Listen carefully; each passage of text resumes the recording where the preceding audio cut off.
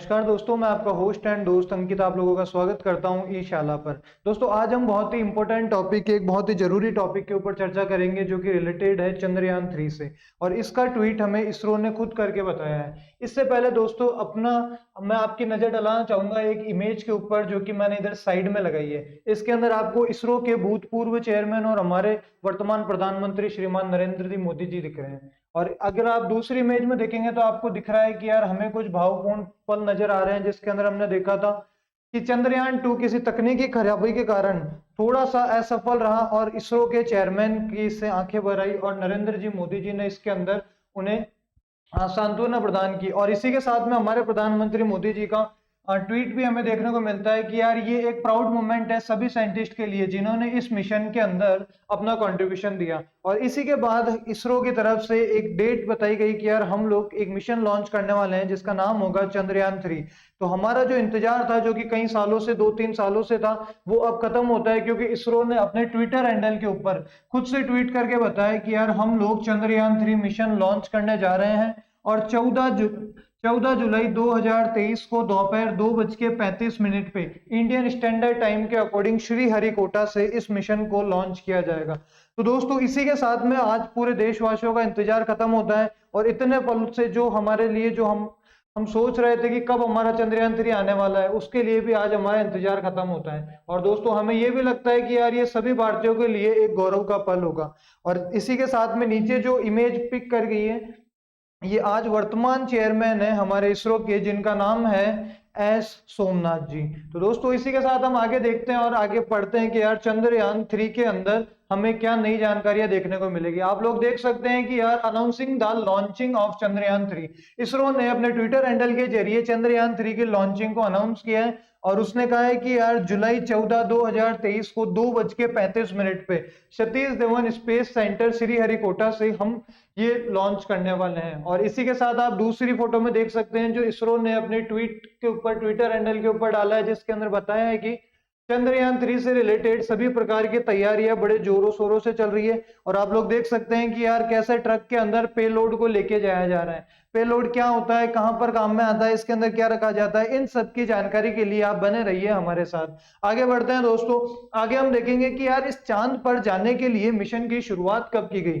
तो दोस्तों बात है 1969 की, जब अमेरिका ने, यूएसए ने अपने मिशन की शुरुआत की जिसका नाम था अपोलो 11। जी हाँ दोस्तों, ये वो पहला मिशन था जब दुनिया ने चांद के बारे में सोचा कि यार हमें चांद तक भी, इस मदर अर्थ को छोड़ के मामा के पास जाना चाहिए। जी हाँ, मामा वही जो हमारे चंदा मामा है, उन्हीं के पास हमें जाना चाहिए। और जाने के लिए सबसे पहले यूएसए की जो स्पेस एजेंसी है जिनका नाम है नासा, तो नासा के थ्रू एक मिशन बनाया गया जिसका नाम था अपोलो 11। और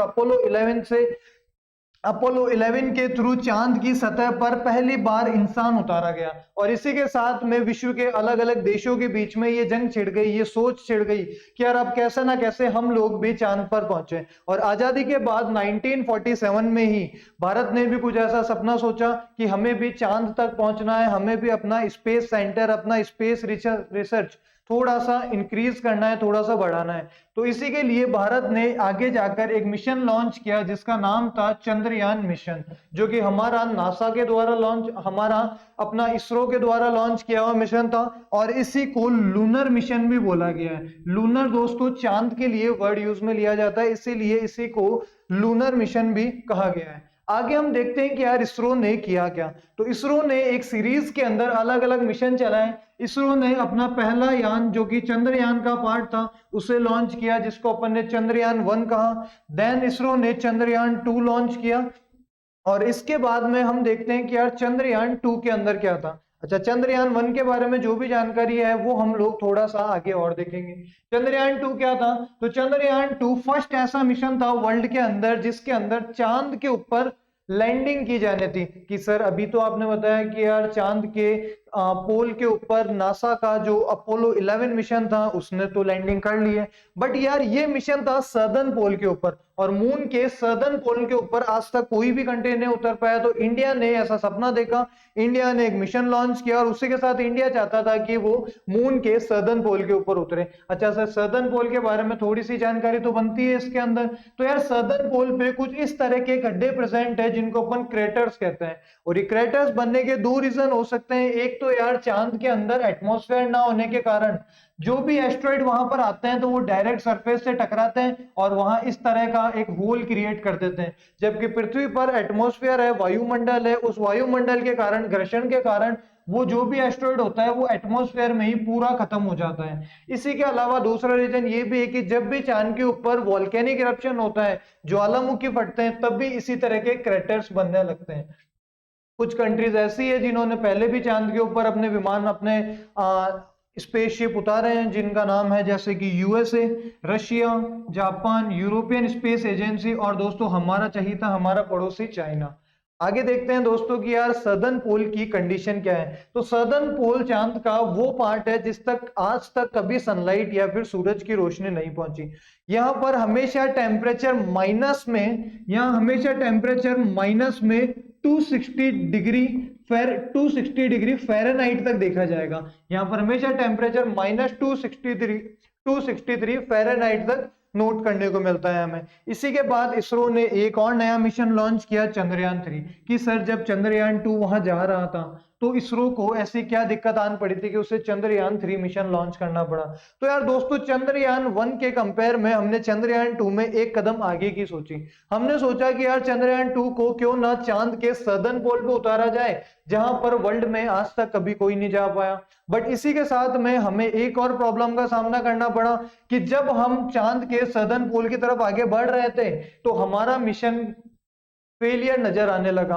क्यों, इसका क्या कारण था? तो यार विश्व में कई जगह अलग अलग तरह के क्वेश्चन उठाए गए और हमने अपने मिशन को सेमी फेलियर मतलब आधा पास बताया गया। इसी के साथ में यार हमारा मिशन आधा पास तो हुआ, बट हमारी चांद पर सबसे पहले उतरने की जो कोशिश थी, चांद के सदर्न पोल के ऊपर जो उतरने की कोशिश थी, वो इसी के साथ खत्म हुई और देशवासियों को एक निराशा हुई।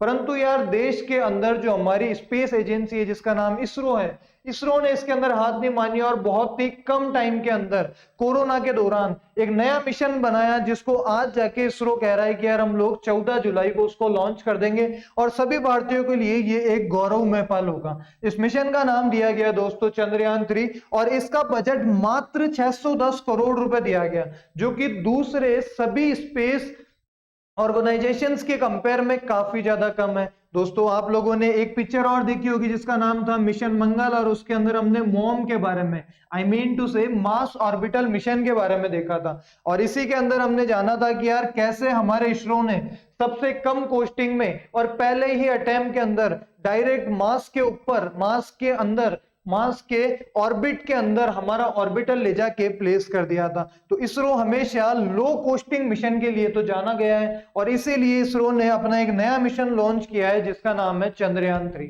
आगे देखते हैं यार बच्चों कि what is the mission Chandrayaan, कि ये चंद्रयान मिशन है क्या। तो इसरो ने चंद्रयान 1 लॉन्च किया अक्टूबर 2008 के अंदर और ये मिशन लॉन्च किया गया सतीश धवन स्पेस सेंटर श्रीहरिकोटा आंध्र प्रदेश से। इसी के बाद में इस मिशन में था क्या, तो इस मिशन के साथ सिर्फ एक ऑर्बिटल था जो कि चांद की सतह से 100 किलोमीटर ऊपर ऑर्बिट करेगा, मतलब चांद के चारों तरफ चक्कर मारेगा। और ये मिशन 2008 अक्टूबर में लॉन्च किया गया था और 2009 तक हमारा ऑर्बिटल चांद के चारों तरफ चक्कर मार रहा था। एक और फैक्ट मैं यहां पर ऐड करना चाहूंगा दोस्तों कि ये वही मिशन था जिसके अंदर हमने फर्स्ट टाइम, पहली बार पानी की खोज की थी कि यार चांद पर भी पानी एग्जिस्ट करता है। वो हमने चंद्रयान 1 मिशन से दुनिया को बताया कि यार चांद भी वो जगह है जहां पर पानी एग्जिस्ट करता है और इसकी सफलता इंडियंस के हाथ लगी थी। इसी के बाद में इसरो ने एक कदम आगे की सोची।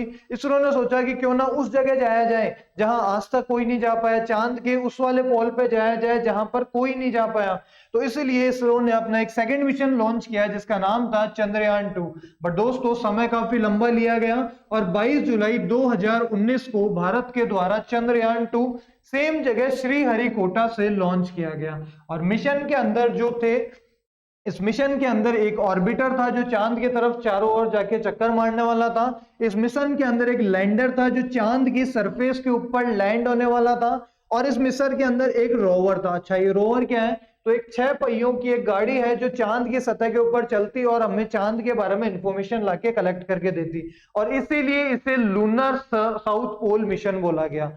बट यार किसी ना किसी तकनीकी खराबी के कारण हमने ऑर्बिटल तो प्लेस कर दिया, लेकिन हमें दिक्कत आने लगी किस जगह, जब हम चांद पर लैंडिंग कर रहे थे। तो मात्र चांद की सरफेस से 2 से 3 किलोमीटर ऊपर हमारा लैंडर के साथ में संपर्क टूट गया। कहा जाता है कि कुछ सॉफ्टवेयर इश्यू आए जिसकी वजह से ऐसा हुआ, और इंडियंस ने इस समय हार नहीं मानते हुए अपना एक नया मिशन लॉन्च किया इसरो ने, जिसका नाम है चंद्रयान 3। और चंद्रयान 3 के अंदर हम ओनली लैंडर एंड रोवर लेके जाने वाले हैं, मतलब सिर्फ जो चांद पे उतरेगा वो और जो चांद के ऊपर घूमेगा वो। इसका मतलब सर पहले अपन ऑर्बिटल लेके गए थे और इस बार हम ऑर्बिटल की बात नहीं कर रहे, ऐसा क्यों? ताकि हम दुनिया को दिखा सके कि यार जो चंद्रयान 2 का ऑर्बिटल है, जिसको हमने चांद की कक्षा के अंदर विराजमान किया और जो चांद के चारों तरफ आज भी चक्कर मार रहा है, वो हमारा मिशन फेल नहीं था, वो सक्सेसफुल था। इसलिए हम चंद्रयान 3 के अंदर चंद्रयान 2 के ऑर्बिटल का ही यूज करेंगे। और ये मिशन लॉन्च किया जाएगा 14 जुलाई 2023 2:35 पे। दोस्तों आप जुड़े रहिएगा हमारे साथ, ईशाला के ऊपर हम इसका लाइव टेलीकास्ट देखने की पूरी कोशिश करेंगे। आगे और जानकारी एकत्रित करते हैं इनके बारे में।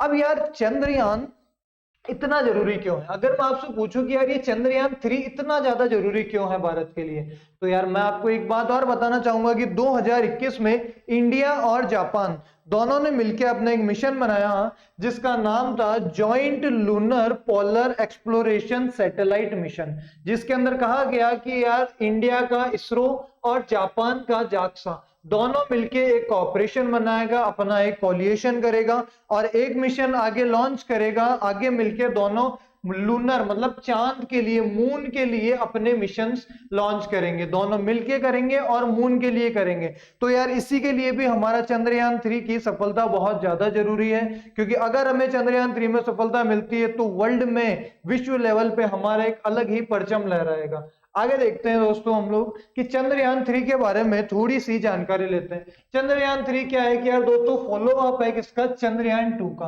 अर्थात क्या कहना चाह रहे हो सर कि चंद्रयान 2 जो था उसी का आगे का पार्ट, उसी को फॉलो करता हुआ एक और पार्ट आया है चंद्रयान 3। चंद्रयान 3 के अंदर है क्या? तो एक लैंडर है और एक रोवर है।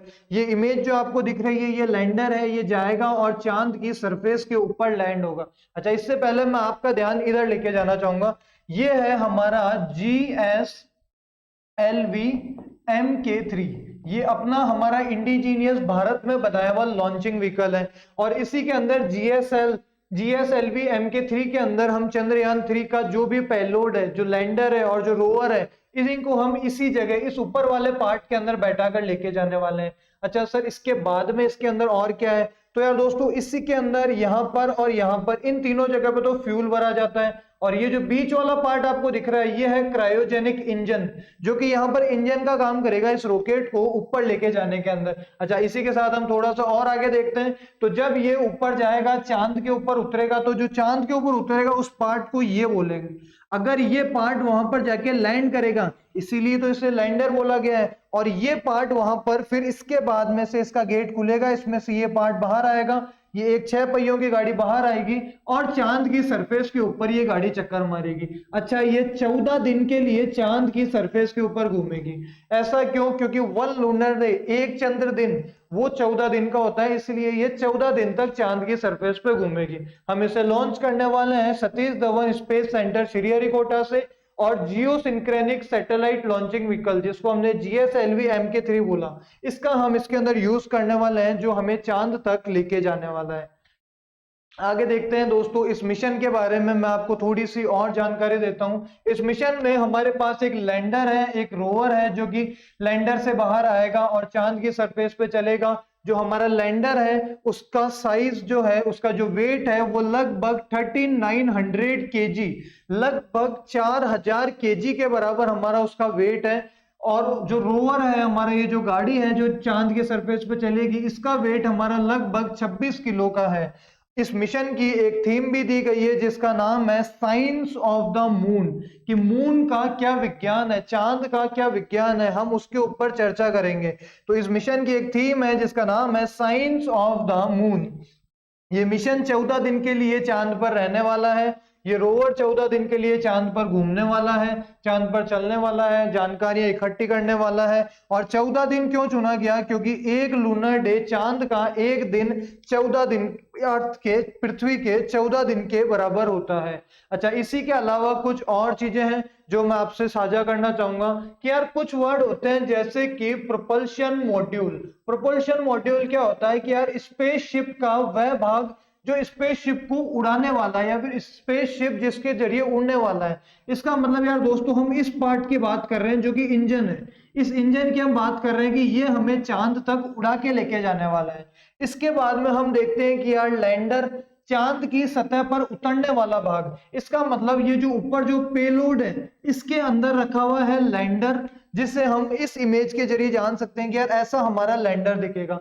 लैंडर के बाद में है रोवर, जो चांद की सतह पर घूमकर वह जानकारी इकट्ठा करने का काम करेगा। तो ये है दोस्तों हमारा रोवर। लैंडर और रोवर दोनों ही इस पार्ट के अंदर होते हैं रॉकेट के। और ये है हमारा प्रोपल्शन मॉड्यूल जो कि इस लैंडर के जस्ट नीचे कनेक्टेड होता है। लैंडर के जस्ट नीचे कनेक्ट होता है जो कि एनर्जी प्रोवाइड करता है और इससे ये चीजें आगे बढ़ती है। तो हमने प्रोपल्शन मॉड्यूल के बारे में, लैंडर के बारे में और रोवर के बारे में जाना। ये कुछ इमेजेस है, आप लोग बाद में ये पीडीएफ भी ईशाला से डाउनलोड कर सकते हैं। आगे हम देखते हैं यार दोस्तों कि इस मिशन के अंदर क्या होगा। जैसे कि चंद्रयान 2 के अंदर एक ऑर्बिटल था, एक रोवर था और एक लैंडर था। लेकिन यार यहाँ साफ साफ लिखा हुआ है कि इस मिशन के अंदर कोई ऑर्बिटल नहीं होगा। कि सर क्या मजाक कर रहे हो आप, ऑर्बिटल कैसे नहीं होगा इसके अंदर? मतलब यार सर आप ये कहना चाह रहे हो क्या कि चांद के चारों तरफ तो नहीं घूमेंगे लेकिन चांद के ऊपर उतरेंगे? ये तो सर बात बनी नहीं थोड़ी। तो यार इसके अंदर क्या होगा कि हम जो ऑर्बिटल यूज करेंगे वो हम चंद्रयान 2 वाला यूज करेंगे, जैसा कि मैंने आपको अभी पहले बताया था, जिससे हम वर्ल्ड को, दुनिया को या दूसरे देशों को ये बता सके कि हमारा चंद्रयान 2 कोई फेलियर नहीं था। उसी को यूज करके हमने चंद्रयान 2 का लैंडर और रोवर चांद की सरफेस तक उतारा है। कि सर ये कम्युनिकेट कैसे करेगा? इसको, रोवर को चांद की सरफेस पे कुछ भी मिला तो ये पृथ्वी तक कैसे पहुंचाएगा या फिर ये धरती पे इसरो को कैसे कांटेक्ट करेगा? तो यार ये हमारा रोवर है, ये हमारा लैंडर है, ये हमारा चंद्रयान 2 वाला ऑर्बिटल है। फिर से सुनिए दोस्तों, चंद्रयान 2 का ऑर्बिटल है जो चांद के चारों तरफ आज भी चक्कर काट रहा है। और इसके अलावा IDSN करके ये कुछ सैटेलाइट जैसे, ये कुछ आपको नेटवर्क टावर जैसे कुछ दिख रहे हैं जो कि इसरो ने प्लेस किए हैं इंडिया के अंदर। और इसका इसरो यूज करता है अपने इंटरप्लेनेटरी मिशन के अंदर। इसका यूज करता है इसरो अपने इंटरप्लेनेटरी, मतलब एक प्लेनेट से दूसरे प्लेनेट, एक ग्रह से दूसरे ग्रह पे जाने वाले मिशन के अंदर। अच्छा, ये संपर्क कैसे करेंगे, आपस में कम्युनिकेट कैसे होगा? तो चांद की सभी जानकारी, मून से सभी जानकारी जो है वो रोवर लेगा और रोवर वो जानकारी कम्युनिकेशन के थ्रू, मैसेजेस के थ्रू वो जानकारी देगा लैंडर को।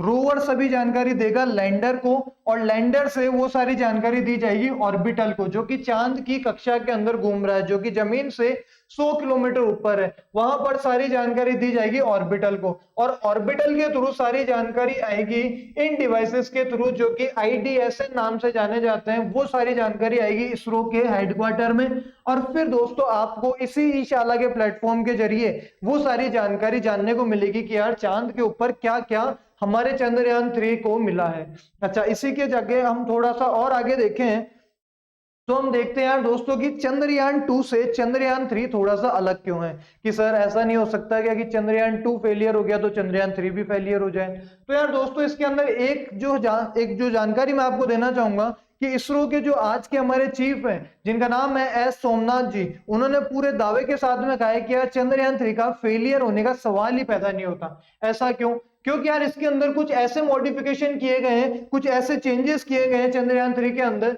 जिन चेंजेस से हम कह सकते हैं कि यार ये बिल्कुल भी फेलियर मिशन नहीं हो सकता। क्या चेंजेस है कि यार हमारा चंद्रयान 2 जब हमारा लैंडिंग करने वाला था मून की सरफेस के ऊपर, तो उससे पहले यार कुछ सॉफ्टवेयर प्रॉब्लम आई थी जिसकी वजह से वो लैंड नहीं कर पाया था। तो हमने क्या किया कि यार नए सॉफ्टवेयर अपडेट किए चंद्रयान 3 के अंदर जिससे कि वो इजीली लैंड कर पाए। अच्छा, अगर कोई सॉफ्टवेयर प्रॉब्लम आती भी है तो उसके लिए हमने इसको ऑटोमेटिक ऐसा मोड सेट किया है कि अपने आप उस प्रॉब्लम को सॉर्ट आउट कर लेगा, या अपने आप उस प्रॉब्लम को चेंज कर देगा। आगे हमने न्यू एल्गोरिथम यूज लिए हैं। सोलर पैनल जो होते हैं वो भी हमने लैंडर के अंदर इस बार अच्छे और बड़े यूज लिए हैं। लैंडर के जो लेग्स हैं, ये जो लैंडिंग लेग्स है जिससे ये उतरेगा, इन लेग्स को भी पहले के कंपेयर में काफी ज्यादा मजबूत बनाया गया है।